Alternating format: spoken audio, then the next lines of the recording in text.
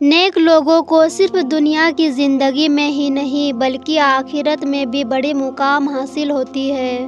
उसे दुनिया में इज्जत, शोहरत, खुशी तो मिलती ही है, इसके साथ साथ आखिरत में भी ये मुकाम हासिल होती है।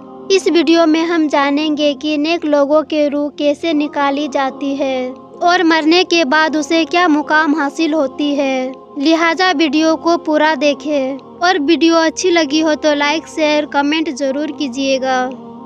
जब नेक शख्स का आखिरी वक्त होता है उस वक्त मलकुल मौत और दिगर फरिश्ते अच्छे रेशमी कपड़ों में आते हैं और आकर उस शख्स को सलाम करते हैं। फरिश्ते आकर उसे उसके अच्छे नामों से पुकारते हैं। जब ये फरिश्ते उस शख्स को सलाम करते हैं तो वो समझ जाते हैं कि मुझे अच्छा मुकाम मिलेगा।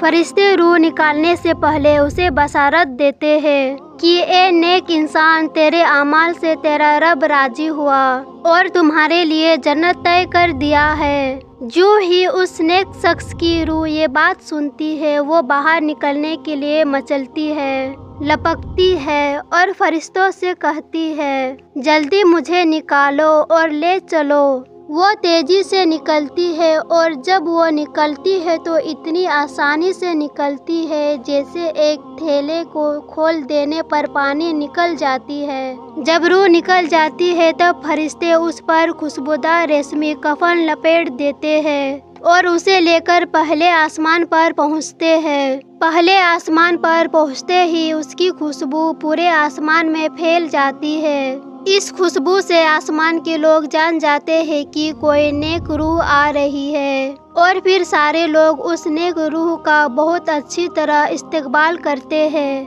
और उसे मुबारकबाद देते हैं कि तुम बहुत कामयाब रहे दुनिया के अंदर, इसलिए आज तुझे ये मुकाम हासिल हुआ।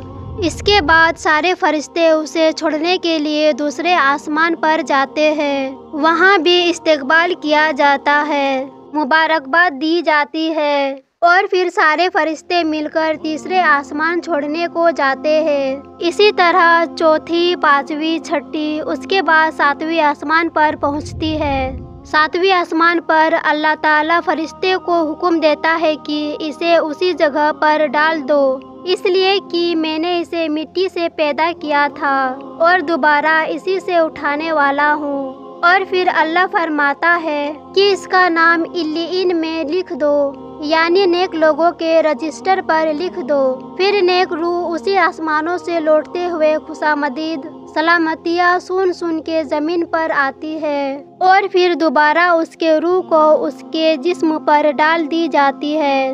नबी करीम सल्लल्लाहु अलैहि वसल्लम फरमाते हैं, जब कब्र में रूह को वापस डाल दिया जाता है और लोग दफनाकर दूर चले जाते हैं तो उसके चप्पलों का आवाज़ वो सुनता है, क्योंकि उसका रब उसे सुनाता है।